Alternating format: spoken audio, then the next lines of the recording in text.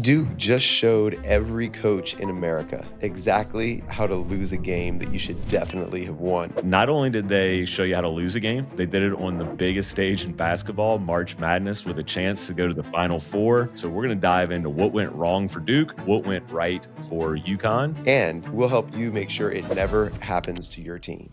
Welcome to The Hours. This is a podcast for coaches at all levels who want to think, teach, and lead better. I'm Mark Cassio, joined by Tyler Costin, and we call this The Hours because this is where we get to deep dive and have real conversations and spend real time on the things that actually matter. You can get the show notes and tools from today's episode in our weekly newsletter, so check out the link below. Let's get into this week's episode.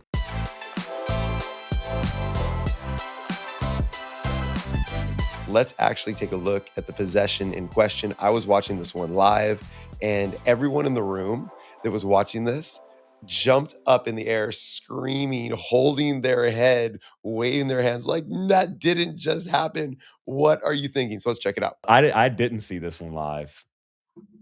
And I had to go back and watch it, and then I've seen a bunch of reaction here. So interested to hear your take on this because I might have a different one than you, Tyler. All right, I'm gonna let this possession play here, and you just tell me when to stop. So context: Duke just inbounded the ball. If you're listening to RSS, we'll kind of walk you through it a little bit. Okay, I gotta give a little more context. Duke was in control this entire game, being up big double digits most of the game. And in the last 7-ish minutes of the game, UConn just kept whittling away at the lead, whittling away at the lead, whittling away at the lead. Okay. Eventually, it gets to this point where UConn hits 1 out of 2 free throws in order to go down to get within 2 with about 10 seconds left. Duke has a baseline inbounds going the full length of the court. And you're thinking, okay, well, Mark, UConn's down 2 with 10 seconds left. What does every basketball person in the world know that UConn wants to do? Press and trap and get a turnover or foul.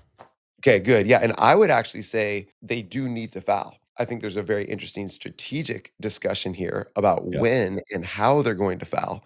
But everyone just knows like, yeah, they have to foul in order. If they don't get a steal, they must foul in order to extend the game and get another possession, right? So that's the context here. Let's keep going. Yeah. Before we roll this one more time, I actually think I love the play to trap and then foul instead of just automatic foul. It's like try to turn them over, and obviously worked in UConn's favor. I might have actually like tried the foul here, and then Well, I they think they got did. Look, like, roll it back. yeah, So, coming out of that trap, he's it, sprinting to foul right there. Like, he's reaching yeah, right here. He's trying to foul, and they don't. So, in watching this in real time, as soon as they didn't get that foul, I'm like, "Oh, crap. They haven't fouled." Even here on this trap, right? I'm like, "You have to foul now. There's 6 seconds left. You must foul immediately."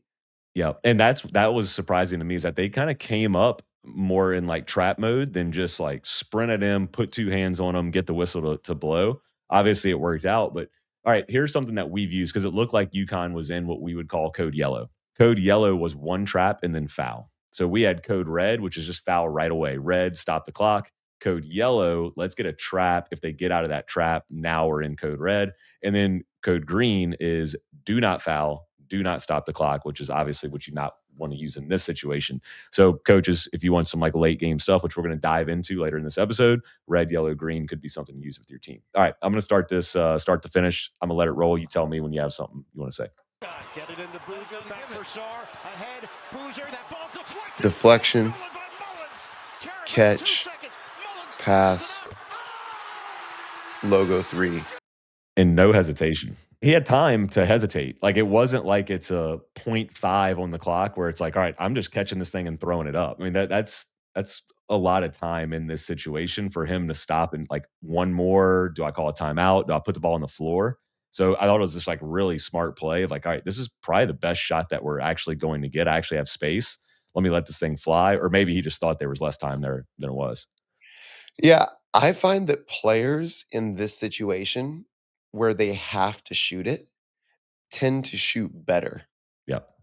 because the no hesitation results in better shooting, which is really just a whole separate topic, a shooting topic, is if you see it, it's there. If you think about it, it's gone. If there is any hesitation on the part of the shooter, that's what coaches have referred to as like in rhythm. But I actually think rhythm is a misnomer. It's the wrong language. I think you want to teach your players in general that if there's any hesitation because you didn't catch it clean or you missed your last 5 shots or whatever, if there's any hesitation, you don't shoot. It just drastically decreases your field goal percentage. We want people that are planning to shoot before the catch.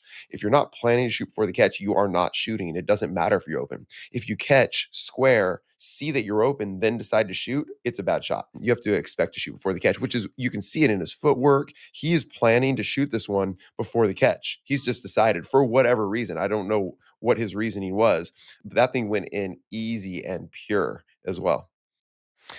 Yeah, we always say catch with the expectation to shoot. If you're not catching with the expectation to shoot, you should be on to the next play. You should be driving it or clicking the ball and keeping it moving. So, two things come to mind on this for me. Actually, it's one thing, but on both sides of it timeouts. If you are John Shire, Duke's coach, and they make one of two free throws, you're up to 10 seconds left. He has a timeout. Are you calling it? I probably would not call it on the made free throw. Okay. I probably would not either. I don't know my answer to be honest. Like I think it depends on your team and whatever your philosophy is. I don't know if I would have called it because I feel like their press would have been stronger coming out of the timeout. Then Dan Hurley could say You want one to in trap case and you then can't get it foul. in. Yes, or foul this player in particular. Do you have an advantage to grab the ball out of the net? Now there is less of one after a free throw because it is a dead ball. So maybe I would have called it then, but I don't know. I would feel really good up to less than 10 seconds left with the ball. Really good. Okay, and then go to the next catch. So on this catch, all right, pause here. The inbounder, theoretically, he's a good free throw shooter, right? I have no If idea. But if you well, would think you would put a good one there, right? yes, Usually, and yeah. especially as a ball handler, like a primary they got the Yeah. ball back to their primary ball handler, right? Okay, why pass this instead of just take the free throws? You are throwing it to the best player in the gym, Yeah, in space, in the middle of the floor. okay. Alright, so But that's good. I'm not fighting it. I'm just saying that's the other side of it. But yeah, if and especially if you are a good free throw shooter, I'm like dribbling to my right now, under control, but just trying to maybe bleed a couple more seconds off and like, hey, come foul me. Yeah, if you're a Foul me, good I mean, bro. if I'm the player with the ball right now, back when I was playing, I'm going to get those 2 more points. Though, like, No doubt. I want the free throws. I want them. So, okay, fast forward to the next catch. Okay, pause here. Why is he not just taking the foul? Why is he making this pass? You know why? No. Pressure. Yeah. Like he's like, I mean, you're sped up. I mean, honestly, I'm like, hey, just hold the ball. You're the Just best hold the player on the ball. court. You're in space. You're in the middle of the floor. There's not much bad that can happen to you right now, other than being trapped. But they're like in foul mode. He does have two teammates unguarded ahead of him. And I think, I mean, I don't know if you can see this. I mean, I don't, not that he's looking at Shire, but like Shire as he's like waving him, like, throw that thing. We're about to get a dunk to end What this. a terrible pass, though. Like, never pass alright, here we go. Juicy nugget, never pass over a trap. I repeat, never pass over a trap. You only pass through or around a trap. You do not pass over. That's where the hands go. That's where deflections happen. Like, this Yep. is a lollipop telegraph over. Also, I hate to say these words because I hate them so much. Mark knows what I'm about to say. They rhyme. Fake a pass to make a pass. Like, this is just a telegraph, like, one little eyes up, and then you pass around, they're airborne. Like, the rushed pass against a trap, like, it only takes an additional split second to look so special against a trap. A window will open. The only time the trap's getting a deflection is if you just telegraph and get rid of the ball immediately. All right. I thought we were better friends than we were because I say fake a pass to make a pass. Oh, I just hate it because that's not okay, anyway, thank you. Hey, we disagree on that. I love that, I love I that. love fake a pass to make a pass against a zone. I mean, obviously, fake a pass to make a pass probably wins them the game right there, and they're in the final four. But okay, let's hate on it. All right, that's fine. Uh, All right. I just hate it because so many people say it, and I I don't feel like it's always true. I would actually argue Sure. that the majority of passes should not be faked. I think there's a minority subset of situations that you do wanna fake a pass to make a pass. In Okay, general, I prefer click, click, click, quick ball movement. I don't want you absolutely. making pass fakes. Yeah, That's yeah, why I yeah, hate okay, it. we're friends again. I Okay. think there's time and place for it, sure, and I like things that are sticky, and if it rhymes, even better, so I'm still a fan of fake a pass and make a pass, but here's and I actually like that you said "never," and you were like, "Never," because I try to avoid using always and nevers, because how many times do we answer questions with "it depends"? Well, Yeah. it doesn't depend to me in a It trap. doesn't depend on this. You Yeah. Here's how you beat the trap. You move the trap side to side with your pivots, by faking a pass to make a pass, with your eyes, with your shoulders, and then that's gonna weaken the trap to open up windows, right? You pass it by their ear, you pass it by their hip, if it's a bounce pass, and then it gives you the opportunity to step through. When you step through, you lead with hips and elbows, rip that ball through, and then now you can throw a traditional pass, but I'm gonna share 4 principles that I would teach to beat pressure, but not yet. When you're trapped, when I was coaching at Portland State University, we had a little guard by the name of Jeremiah Dominguez, 5'6", impossible to press, impossible to trap. And he would just welcome the trap, wait for it. They would run at him, and he'd just make a little pass fake. They would elevate. They would leave the floor and just be like, "Brrr." He's by them, and we're in a 5-on-3.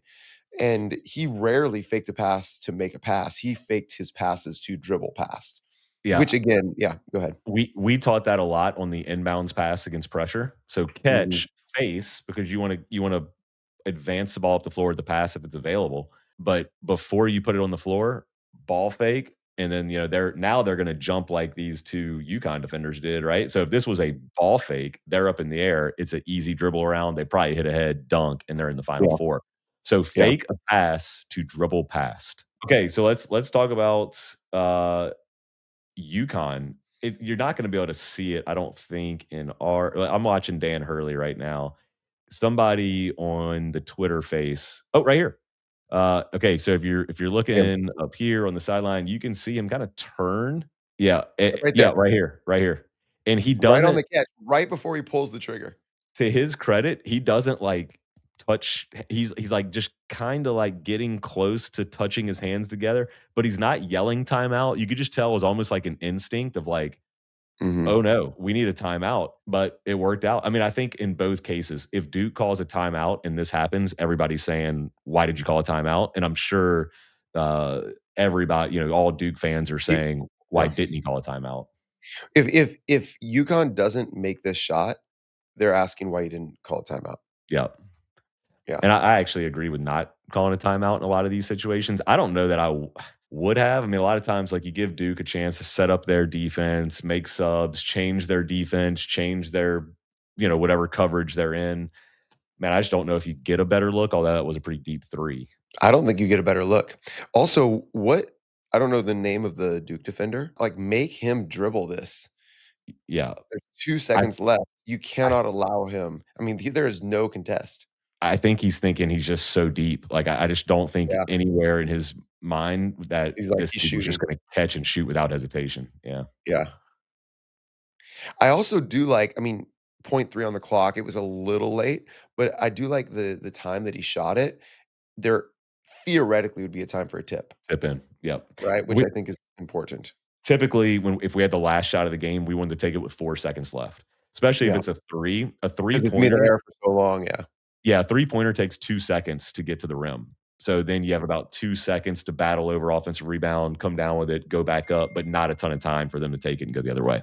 I think it's time for us to transition into your 4 points because this is pressure. What are 4 points we're playing against pressure? This is the microcosm of pressure. 4 things come to mind. I mean, obviously, we teach more principles than this, and most of our principles that we would teach in the full court are transferable to the half court because we run offense the length of the floor, right? That's what conceptual offense is we're teaching through principles and concepts. So the first one that's a little bit different that you wouldn't apply in the half court would be inbound the ball in a good spot. We wanted to get our inbounds catch in the volleyball lines. So if you're on a high school court, you have the volleyball lines, but theoretically above the block. Anything below the block, you start to introduce the baseline as an extra defender. I actually think Duke got the ball in a pretty good spot here. And the next thing is they engage too. and had a good pass out of the trap. So the first principle is inbound in a good spot where you have room to fake a pass to dribble pass. See what I did there? Oh, I see what you did there. Yes. The next one is a little bit different than the half court. Tell me if you agree with this. This is something I've been chewing on. Is attack space to create space. So in the half court, I would flip those. We would create space, so then we can attack space. It's something we teach out of Rose series. And any of your actions are likely going to create some type of space. Ball screen, you're creating a pocket, you're creating a closeout on the rise. I think against pressure, you attack space that's going to draw two or just move the defense. We used to talk about distorting the zone. So if they're in a 2-2-1, or even if they're in man to man, some type of pressure, if you attack, you're going to bring two to the ball. You're going to distort them and create space that you can attack on the other side. The one I think that most coaches get wrong or just have a blind spot here is win the second battle. So if you're picturing your team against the press, I would say most coaches spend the majority of the time on getting the inbounds pass in, fighting that first trap, like getting their safety behind the ball, getting somebody in the middle of the floor. But after they get out of that initial trap, I think that is an undertaught part of break or beating pressure or breaking press. So the second battle or the second trap usually happens around half court. And in all the film breaks that I've seen and all my experience of coaching my teams, we lose those battles more than the initial battle. Because if you lose that initial battle, you're going to lose the game. That's like turning the ball over in the red zone in football. They're going to catch, score, and win. That second battle is one that I think coaches should pay more attention to. And a couple things that we did there is number one, anytime the ball gets to the middle of the floor, you want to catch and turn and look opposite of the way of the direction you got the pass in. So if I got the pass from my right side, I'm turning, I'm looking immediately to my left because defense is going to be loaded where the ball is. So more space is going to be on that opposite side. And the second part is if you get a pass up the sideline, we immediately move that ball. We don't want to hang out on the sideline. We're probably around the half court line. We're in those corners, but we want to get off the sideline either with the dribble or the pass. And then our fourth principle that we would teach is we want seamless flow into offense, especially late in the game. One of my pet peeves is coaches usually let the game slow down so much late in the game. And not to say that it won't naturally slow down. I don't think we have to go out of our way to slow the game down, meaning break pressure, get it across half court, spend 5 to 10 seconds getting into a high ball screen when you can just seamlessly flow into that high ball screen and catch defense before they get neutral. I've got a wild thought. Okay. Why does the team not do this against the press? So in a baseline inbounds underneath your own basket, one of the most common ways to inbound the ball is to put your best athlete in a one-on-one isolation catch, usually pop into the elbow or out high, whatever, right? Because they're gonna catch the ball. And you have the added benefit of being able to throw the ball to where they're going and not to the defense, et cetera, et cetera. Why don't you just do the same thing, but in the full court against the press? Why not? Let's say number one here is our best athlete. Okay. And nearly every press has one defender back, right? In space. Why don't we just put our best athlete down there and throw them the ball? If I was going to push back, it's a really long pass, right? Yeah. It's hard to throw that more accurately. Yeah. So that'd be my main concern is that you're throwing a home run instead of or a Hail Mary instead of just like a first down. Yeah, for sure. Yeah. I think I'd like to try that because also I feel like if we do catch that, we have a huge advantage. We've eliminated all risk up to the point of the catch. Obviously, there's risk to the point of the catch of throwing it out of bounds or being stolen. But on the catch, we've now eliminated all risk of being trapped in the full court. And we have our best athlete in space one on one against theoretically their slowest defender. I love that, Right. especially if that defender is attempting to contest the pass. If they're attempting to contest the pass and we catch it, I think we have a layup, especially if we worked on some sort of a route as well, um, so that we know, okay, this is where we're throwing the ball, and we can work on that one route catch. I really like that. Okay. Well, I'm going to share us doing this exact thing. And this was not Ah, planned at all, tell me but we more. got it. So this kid down here, this was actually his sophomore year. So he's about 6'5" here, and he is Uh, pitching for sorry, Nicholas, either the Yankees or the Red Sox right now in their farm system. He got traded from one or the other. But so a heck of an athlete. He ended his career being like 6'8", and just a really he could have played college basketball and baseball. So here's the play. Steal this inbounds or special situation play right here. Our racker is on the far side in front of the scores table. So if you're listening, we have three across the half court line. The player in the middle of the floor on the logo is our post player. The player that's to the near side is just your leftover guy, and then your racker is on the far side. Okay, and ball is being inbounded. You'll see the inbounder right here. I guess it got deflected or something. We're in like the deep corner, which makes this play even better. So what's going to happen whenever we slap the ball is we set a staggered screen for our racker. So the middle player and then the player closest to the sideline are going to set a stagger screen for our racker to come to the ball.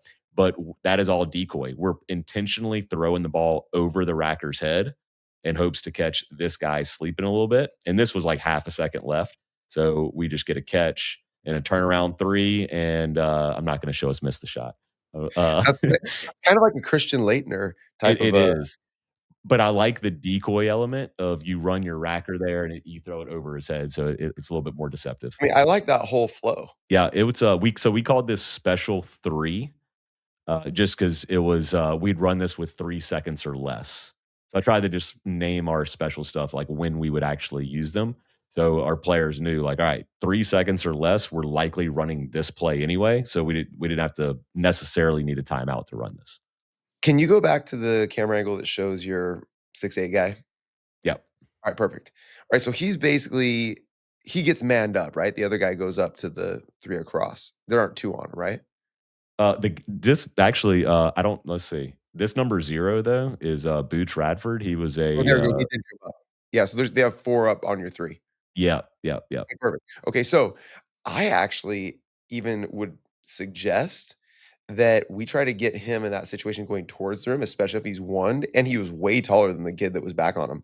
So I would actually do what I've seen Brad Stevens do a lot with his Celtics players is I would run him like up as a flash, like up towards the top of the key logo, and then just turn and peel to the opposite side of the rim, and I'd throw it like high over top to the rim.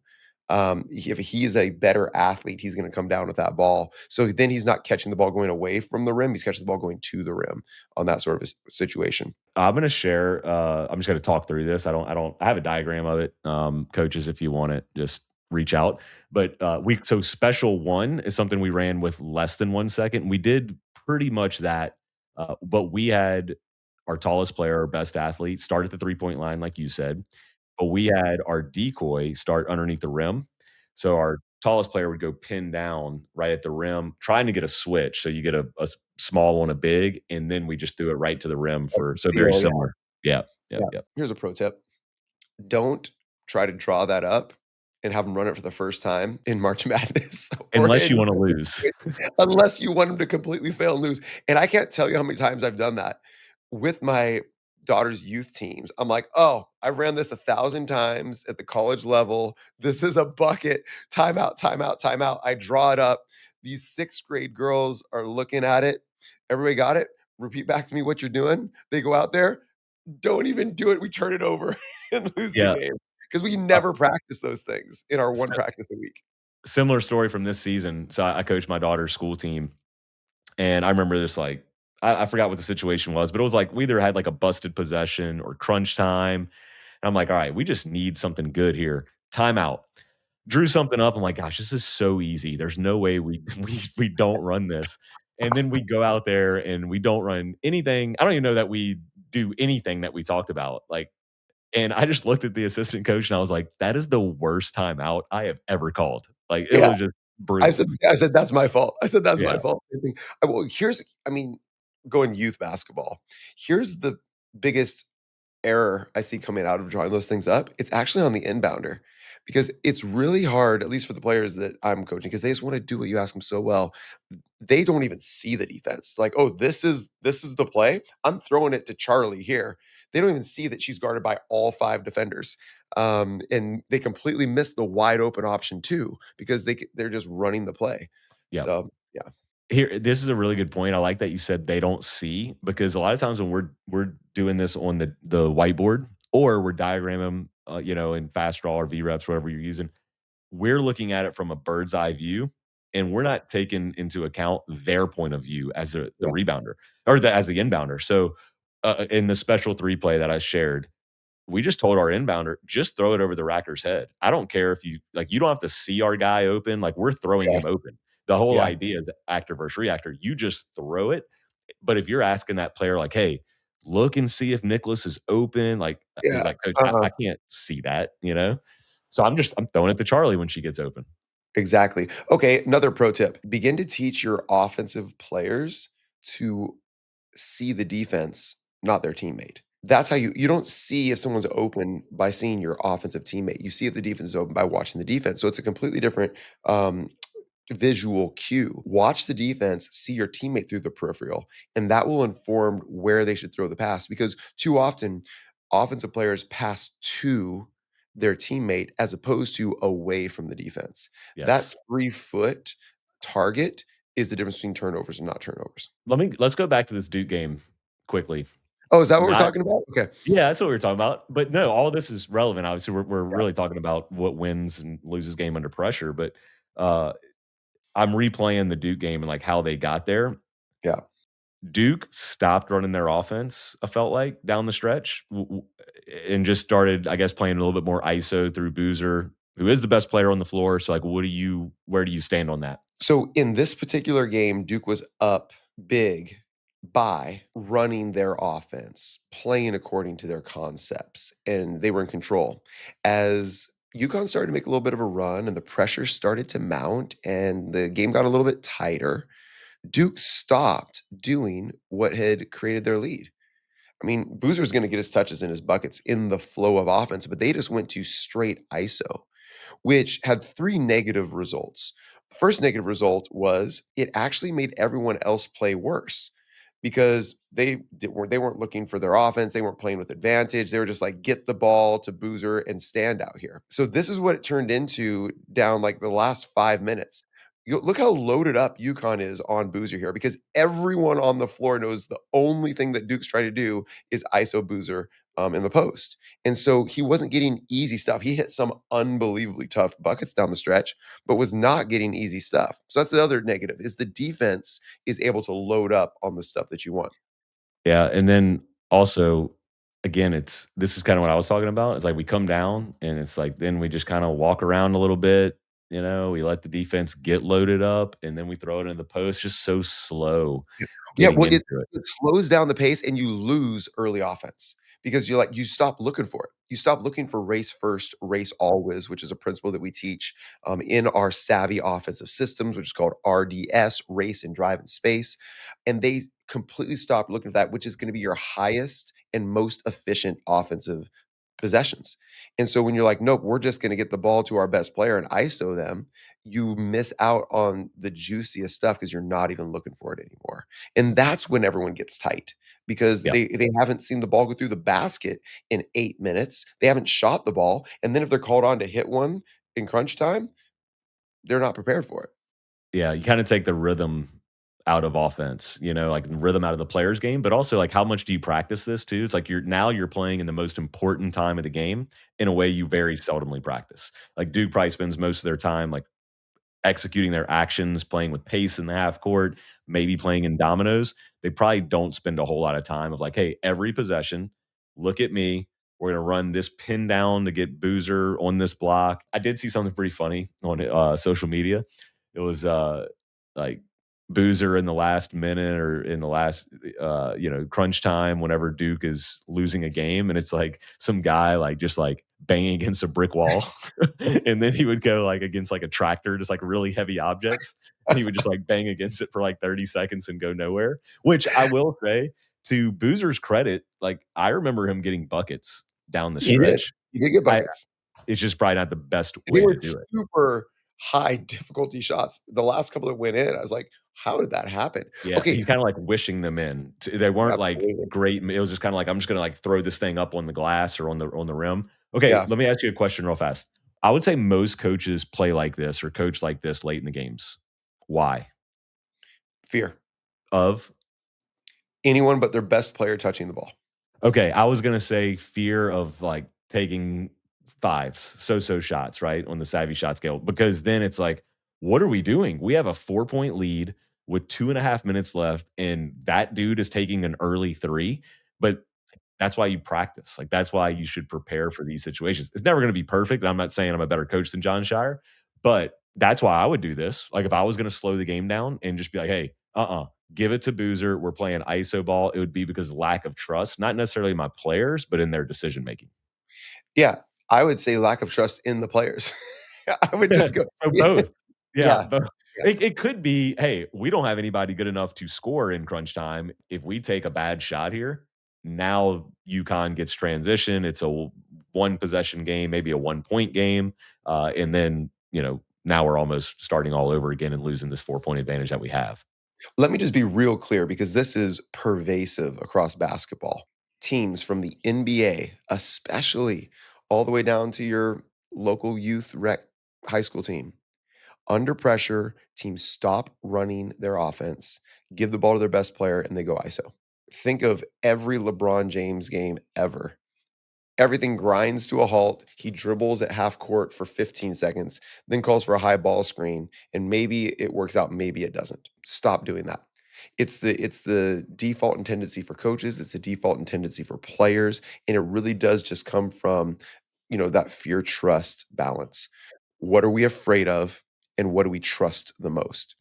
And we have to intentionally decide to trust what we believe the numbers say. Like, this isn't gonna be a test, coach, of how much do you believe what you say you believe. You say you believe that conceptual offense, quick ball movement, and taking advantage of whatever the defense is giving you is the best way to play. You say that, well, your belief is gonna be tested under pressure. And we will see how much you believe that, how much your team believes that, and how well you've developed that as an identity when the pressure actually hits. And we believe that you'll be more successful if you continue to play according to your principles, the way you've practiced all season long, instead of tensing up and playing from a place of fear, which means just ISOing your best player only. If I told you your team was playing for a chance to go to the Final Four and they shot 72% from the free throw line, 73% from the free throw line, you happy with that? So we shot 73% In that in game. a In game, and we're in going to the that Final game. Four. Yeah. Absolutely. Yeah. Yeah, me too. I mean, I think that's pretty good. That's what Duke shot. I was just curious. I looked it up real fast just to see. So many coaches will be like, "Ah, man, like there were some real stinkers this year." With I was talking with coaches, they were like, "Yeah, we were like 8 of 36 from the free throw line." I'm like, "Okay, you lost the game at the free throw That's how line." you lost. Yeah. But sometimes coaches are 73%, you didn't lose the game. You didn't yeah, lose the so game. and sometimes coaches are like, "Man, we shot 50% from the free throw line," but like on the season they shoot 58%. So I'm like, Yeah. like I don't Yeah. know. Maybe that's Every team probably every team's gonna shoot worse from the free throw line in bigger games. Point in fact, UConn had 2 free throws by an 80% free throw shooter, on the possession right before the one that we watched where they won the game. He missed his first free throw. 80% free throw shooter in the highest pressure moment like that. What percent free throw shooter are they then? If on the season they're 80%, what do you think the degradation of pressure is on average? if it's me, 90%. No, I'm just kidding.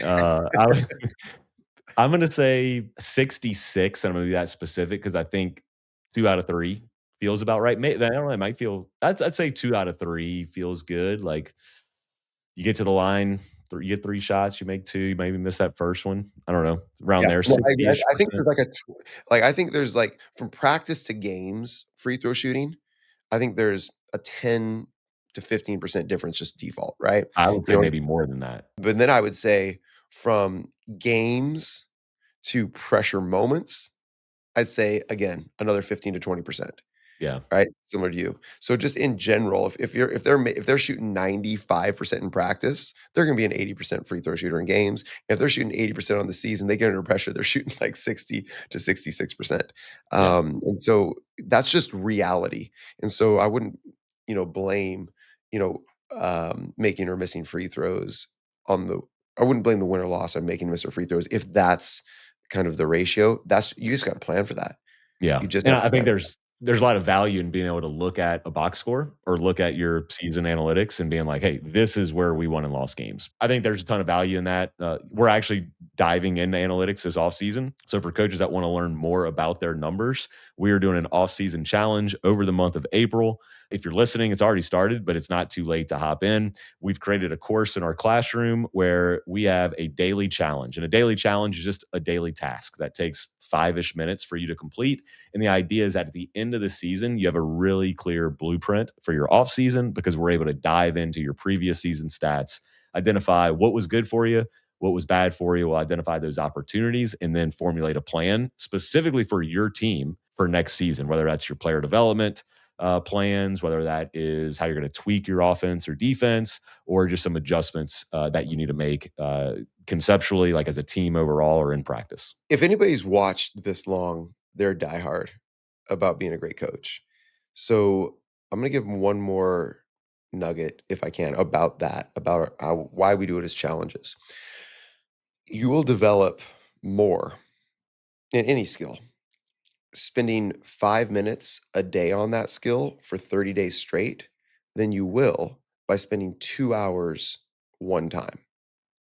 5 minutes a day over 30 days, any small incremental amount, as opposed to a large chunk one time. These skills build on each other. It's similar to the analogy of, we could give you a check for $1 million one time, big investment, and you have $1 million. Or we could give you a penny and double that penny every single day for 30 days. And at the end of 30 days, that penny doubled. Do the math. I told this to a guy recently. He's like, nope, there's no way. It's over $5 million. It's like $5,300,000 because of the power of compound interest and how these skills that you sample, reuse, and build upon every single day will actually build something of much greater value than a one-time big investment. So what's the analogy here for a basketball coach? Just going to a coaching clinic one time or doing a course one time will not serve you as much as every day. We're using 30 days here, for 30 days straight, just spending 5 minutes and doing the work. And these things will build, and you will have a better and more valuable tool set as a coach than just going to a coaching clinic. That's why we do what we do. Coaches will spend a few $100, maybe $1,000 to go to a coaching clinic. And that's why we do $97 for a month, because we know we can help you more in 1 month than you'll ever be served spending your $500 to $1,000 going to a coaching clinic. We know it, we believe it, and we want you to experience that value of compound interest. Well said. All right.